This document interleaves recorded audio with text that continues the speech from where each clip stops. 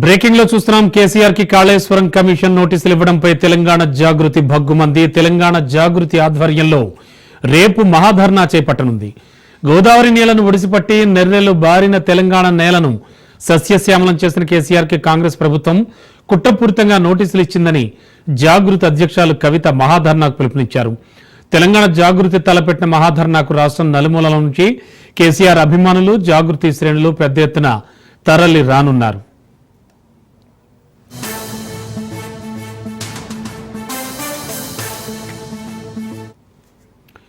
ఇక ఇదే అంశానికి సంబంధించి లేటెస్ట్ ఇన్ఫో అందించడానికి మా కరెస్పాండెంట్ సైదులు సిద్ధంగా ఉన్నారు. సైదులు, ఏం జరుగుతోంది? జాగృతి భగ్గుమంటోంది కేసీఆర్ కి నోటీసులు ఇవ్వడంపై. అవును రమణ, ఖచ్చితంగా చెప్పవచ్చు. ఎందుకంటే తెలంగాణ సాధించినటువంటి నాయకుడు కేసీఆర్ 10 ఏళ్ల పాటు ముఖ్యమంత్రిగా ఉన్నాడు. ఎంతో ప్రతిష్టాత్మకంగా కాళేశ్వరం ప్రాజెక్టు నిర్మించారు. కొన్ని లక్షల ఎకరాలకు కొత్త ఆయకట్టుకు నీళ్లు ఇచ్చారు. కానీ కాళేశ్వరం ప్రాజెక్టులో పెద్ద ఎత్తున అవకతవకలు జరిగాయని కాంగ్రెస్ పార్టీ అధికారంలోకి వచ్చిన తర్వాత ఒక కమిషన్ ఏర్పాటు చేసింది. ఆ కమిషన్ కేసీఆర్ కు నోటీసులు ఇవ్వడాన్ని జాగృతి పూర్తిగా తప్పుపడుతుంది. దానిలో భాగంగా జూన్ 4వ తారీఖు రోజు ఎమ్మెల్సీ కవిత ఆధ్వర్యంలో ఇందిరా పార్క్ వద్ద పెద్ద ఎత్తున నిరసన కార్యక్రమం చేపట్టబోతుంది. ఈ యొక్క కార్యక్రమానికి పెద్ద ఎత్తున జాగృతి శ్రేణులతో పాటుగా కేసీఆర్ అభిమానులు, కవిత అభిమానులు అందరూ కూడా పాల్గొనాలని ఇప్పటికే తెలంగాణ జాగృతి పిలుపునిచ్చింది. అందుకు రాష్ట్ర వ్యాప్తంగా ఆయా జిల్లాల నుంచి పెద్ద ఎత్తున ఈ యొక్క కార్యక్రమానికి ఇందిరా పార్క్ వద్ద ధర్నాల్లో పాల్గొనేందుకు ఆ రోజు వచ్చే అవకాశం కనిపిస్తుంది. సో ఆ రోజు ఉదయం 10 గంటల నుంచి మధ్యాహ్నం 1 గంట వరకు కూడా ఈ యొక్క కార్యక్రమం ఎమ్మెల్సీ కవిత నిర్వహించబోతుంది. గోదావరి నీళ్లను ఒడిచిపట్టి నెర్రెలు బారిన తెలంగాణ నేలను సస్యశ్యామలం చేసిన కేసీఆర్ గారికి కాంగ్రెస్ ప్రభుత్వం కుట్రపూరితంగా నోటీసులు ఇవ్వడంపై ఈ యొక్క మహాధర్నకు పిలుపునిస్తున్నామని ఎమ్మెల్సీ కవిత స్టేట్మెంట్ చేసింది.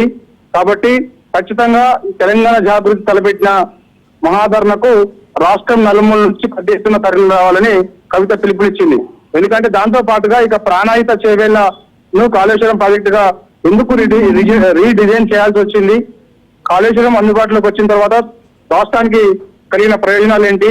కలపతరువు లాంటి కాళేశ్వరం ప్రాజెక్టును కాంగ్రెస్ ప్రభుత్వం పడావు పెట్టడంతో ఏటా యాసంగి సీజన్ లో రైతాంగానికి జరుగుతున్నటువంటి నష్టం, కాళేశ్వరం కమిషన్ పేరుతో కాంగ్రెస్ ప్రభుత్వం సాగిస్తున్నటువంటి క్షుద్ర రాజకీయాల్లో పై ఈ యొక్క ధర్నాలో కవిత మాట్లాడే అవకాశం కనిపిస్తుంది. కాబట్టి ఖచ్చితంగా ఈ యొక్క ధర్నా సక్సెస్ చేసే విధంగా ఇప్పటికే కవిత జాగృతి నాయకులతో సమావేశం అవుతూ వస్తుంది.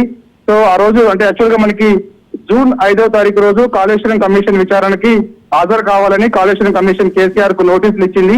అయితే కేసీఆర్ మాత్రం జూన్ 5వ తారీఖు హాజరు కావడం లేదు.